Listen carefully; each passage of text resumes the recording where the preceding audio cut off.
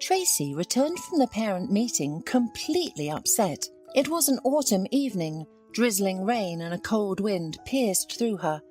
But it was even colder inside. It hurt and was offensive. And the problem was not that her 13-year-old daughter Celeste did not understand math. No, that was a problem too, of course. But it needed to be fixed, not cried over. Besides, the class teacher whispered to Tracy the phone number of a good tutor for Celeste. In fact, Tracy's mood worsened when Celeste's teacher, Mrs. Bell, suggested organising an event for Grandmother's Day. All parents supported this enthusiastically.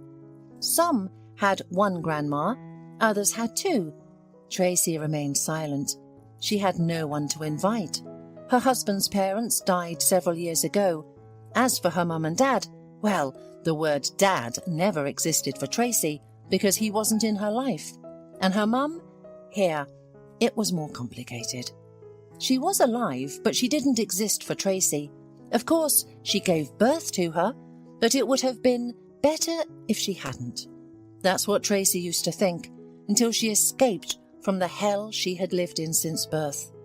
The young woman was walking along a dim street, remembering her bitter childhood.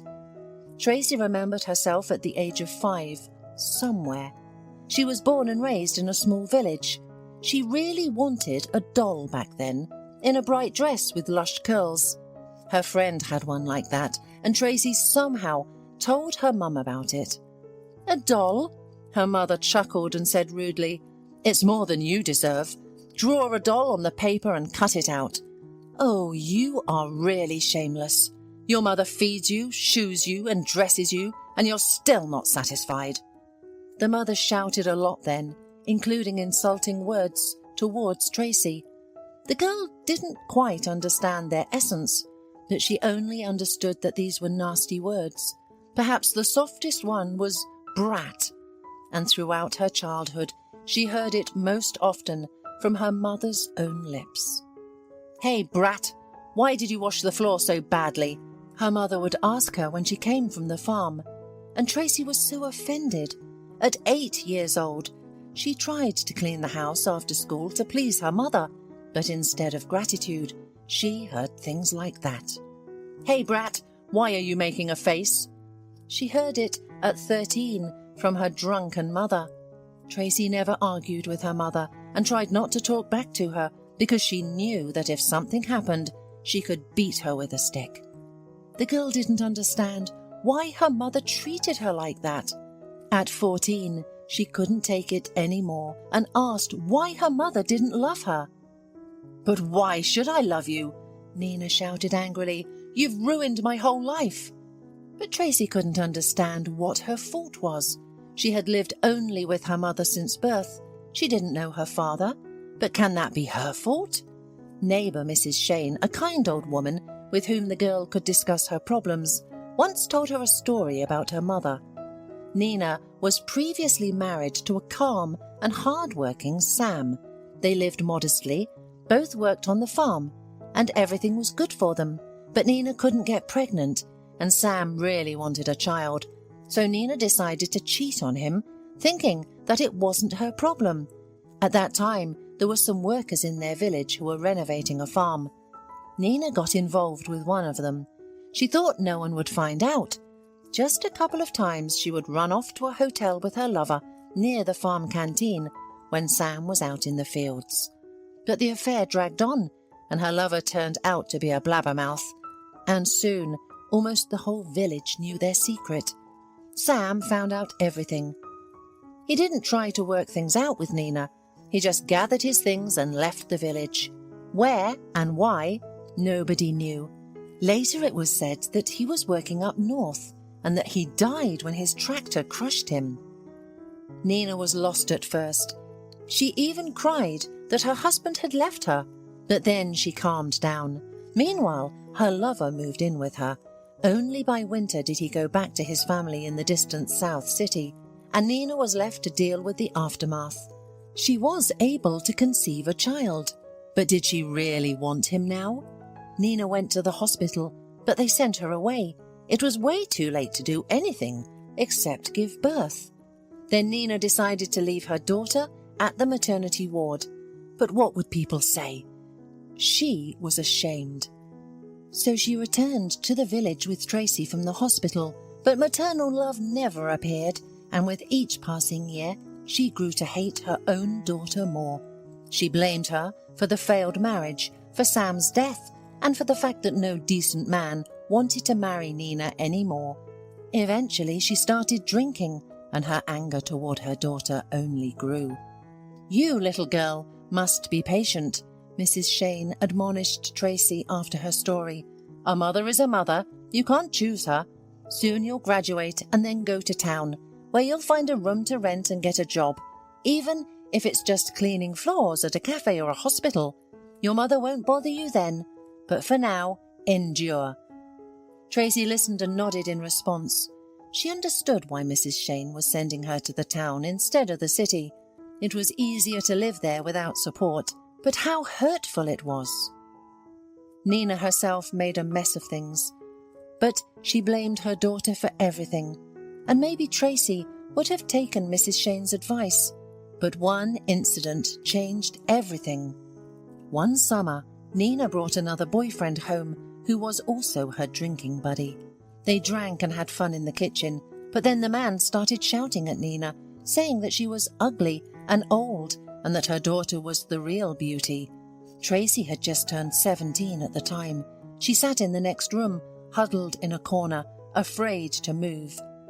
Hearing these words, Nina got furious.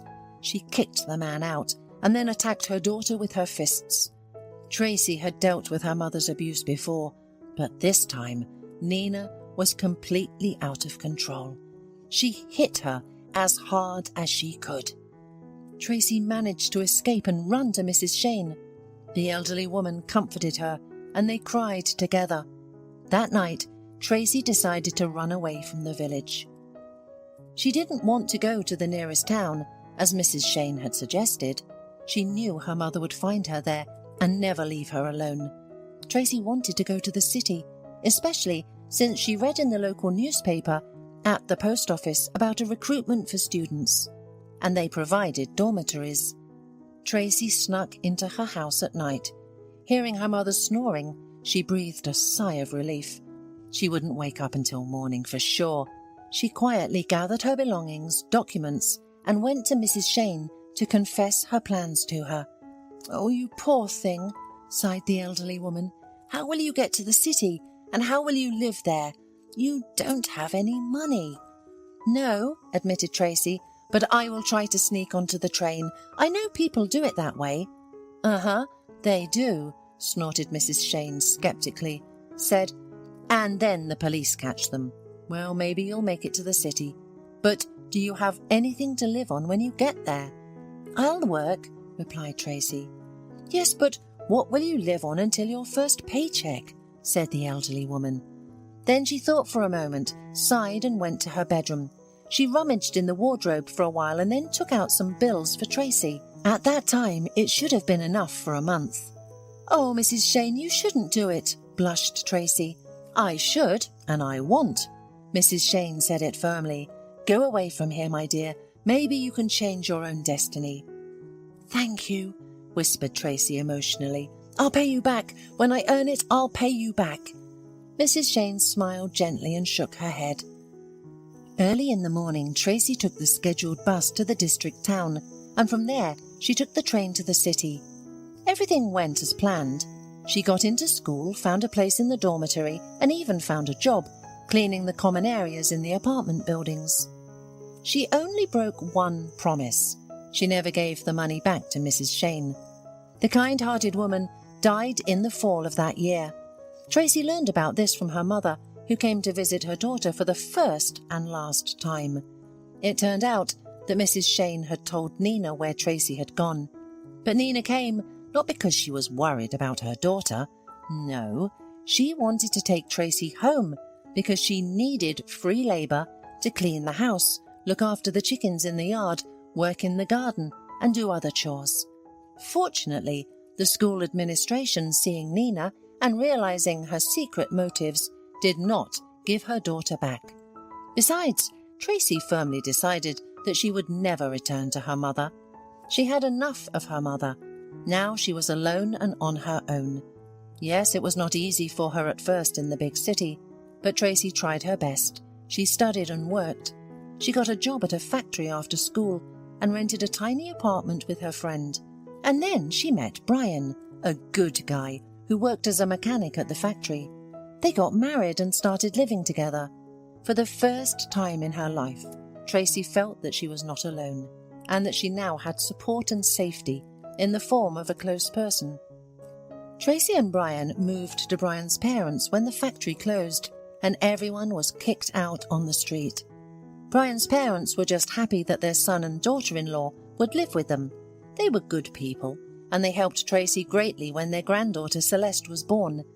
They were like parents to Tracy, and she was totally devastated when they were killed in a terrible accident. A truck crashed into a bus stop, and both of them died. A lot of time has passed since then. Celeste had grown up. Brian had found a good job on a construction site, and Tracy herself worked as a salesperson in a grocery store. They led a simple life without luxury, but they were happy and satisfied. The most important things were the love and respect in their family.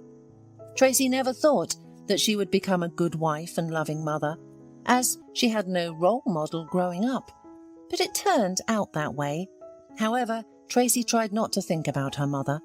All she knew was that Nina continued to live in the same village, drinking and not thinking about her daughter. If anyone asked about Tracy, Nina would cover her with foul language, saying that she was ungrateful and ran away, abandoning her mother. Tracy learned about this from her former classmate Helen, who still lived in the village and was Nina's neighbour. Her husband was a farmer who built a house nearby. Returning home from school, Tracy remembered all of this. Yes, I seem to have a mother, but I don't. She'd never seen Celeste at all. What kind of grandmother is she? Yes, it's a pity that Celeste will have to participate in the class event as little as possible. Others will sing songs to their grandmothers or read poems, and Celeste simply had no one to do it. She will be upset. She is very emotional. Brian met Tracy in the hallway, and the most delicious aromas were coming from the kitchen. "We're frying meatballs with Celeste," Tracy's husband announced happily, and he kissed her on the cheek. "Why are you so gloomy? Did something happen at the meeting?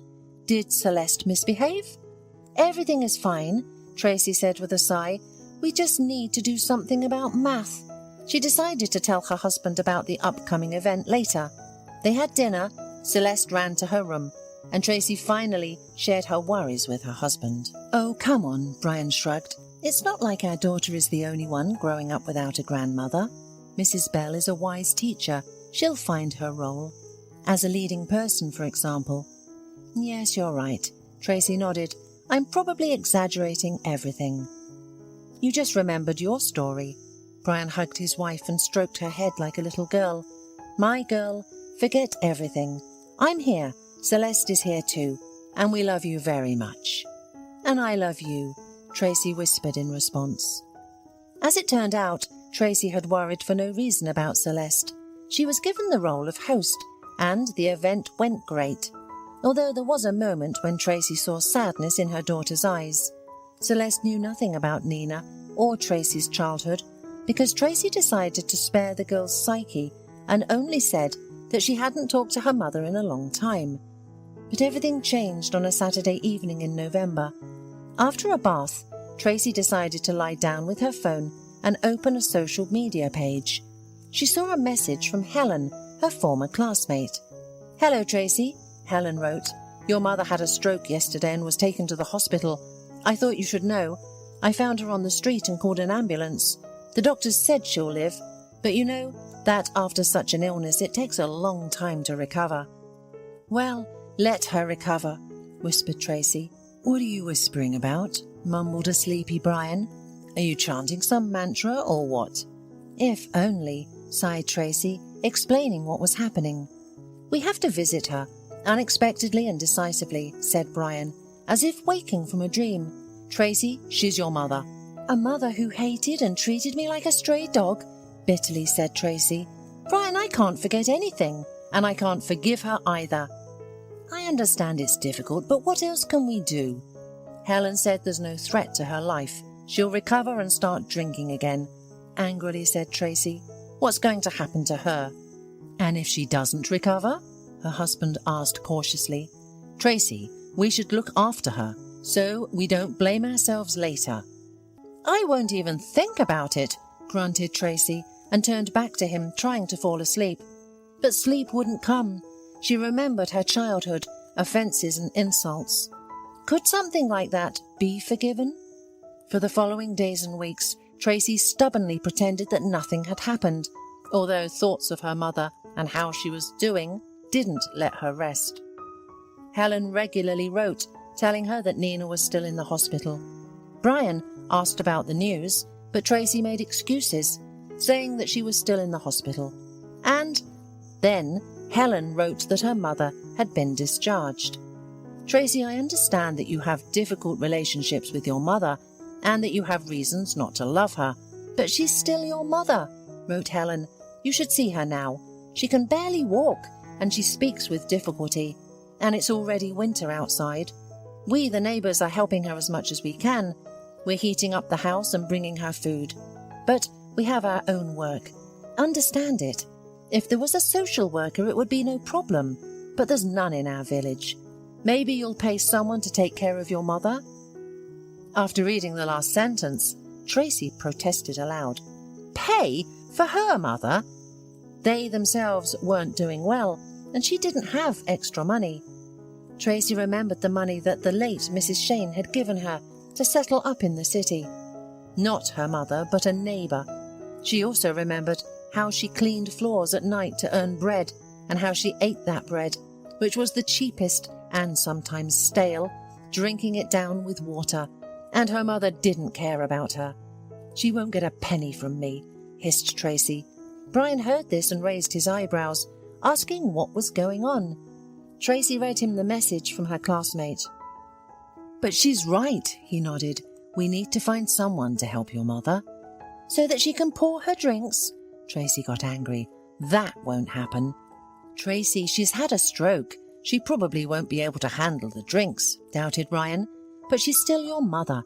She's alive. If my mother were still alive in this world—" "Don't compare!" Tracy cut him off sharply. "Your mother was a wonderful woman. She was like a mother to me, and my biological mother called me a brat and other nasty names. You can't imagine how painful it was to hear." "Forgive her." "I can't and I won't. I'd rather call the district social services office today and ask about the nursing home. Let her live there." Tracy and Brian were unaware of Celeste's approach to the door. However, the girl heard everything her parents were saying. "Mum," the girl suddenly spoke, "so you want to send your own mother, my grandmother, to a nursing home? Is that even possible?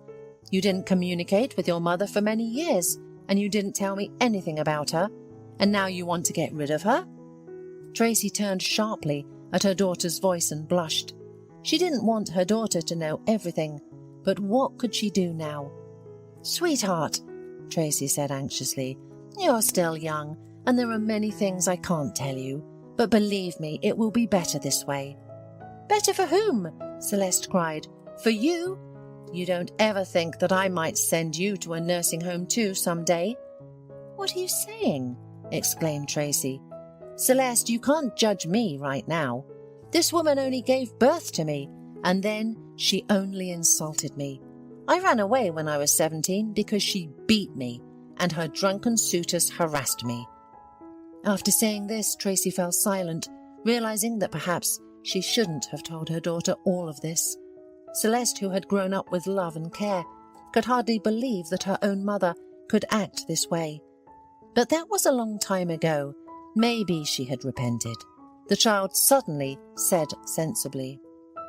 Repentance. For some reason, Tracy didn't believe in it, but her daughter's words planted a seed of doubt. For the rest of the evening, she couldn't stop thinking about her mother. No matter what, she was still her own flesh and blood. "Let's go to the village tomorrow," Brian suggested as they were going to bed. We won't decide anything yet. Let's just go and see how your mother is living." "Okay," Tracy unexpectedly agreed. The next day, Brian took a day off work. Tracy changed shifts, and they set out in their old car. Tracy was lost in thought all the way, wondering what had happened to the village. She hadn't been there for so many years. And, most importantly, how would the meeting with her mother go? If she tried to insult her in any way, she would send her to a nursing home without a second thought. Over the years, the village had become dilapidated and smaller. Many houses were empty. Only Helen's house towered like a giant, and nearby was the old hut. Tracy's heart tightened. Her childhood home.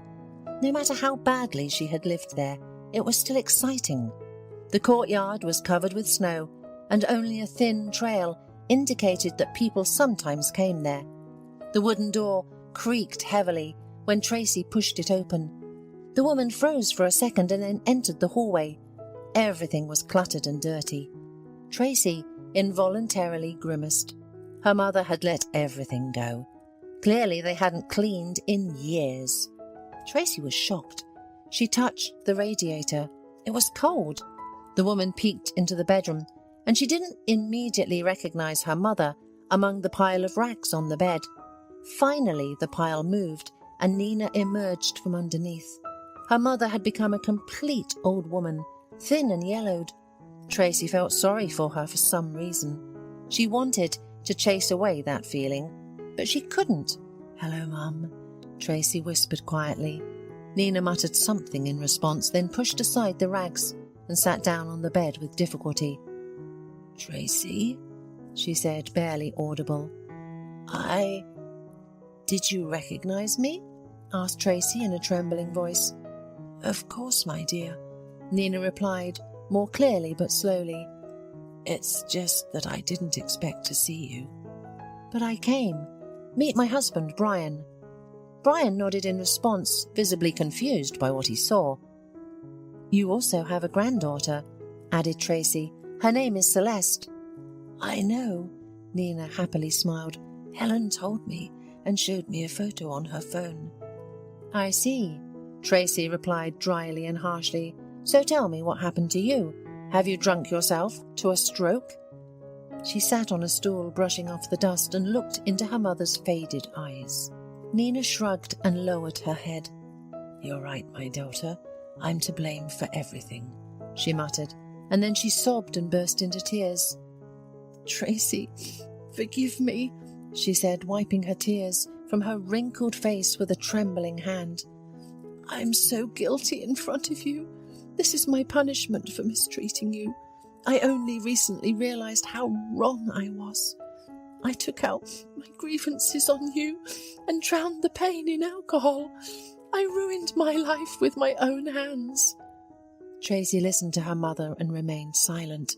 She suddenly realized that there was no resentment, only pity for this unhappy old woman. "Okay, Mum, that's enough tears. Let's get ready." "Where to?" "To the nursing home. Helen told me it was the only place for me." Nina lowered her eyes and fell silent. "No," Brian suddenly broke the silence. "We'll go to our place. We have 3 bedrooms in our apartment. There's space enough for everyone, and you can't be left unattended." Tracy looked at her husband with surprise. After all, he was always a wise and kind man. Perhaps that's why she loved him. "Just remember my words. If you drink and are rude, I won't put up with it," she told her mother. "I understand. I won't do anything bad anymore. I'll listen to you in everything," Nina whispered, and then added, "Thank you, and forgive me." Tracy didn't say anything in response. They collected Nina's meagre belongings with Brian, put the old woman in the car, locked the door to the house, and set off for the city. Tracy drove, occasionally glancing at her silent mother in the back seat, and realized that she was doing everything right, as a human being should. There is a time for everything in life. Yes, not everything can be forgotten, but you have to learn to be wiser. Tracy closed her eyes. Ahead was the road home, and then a long journey of forgiveness.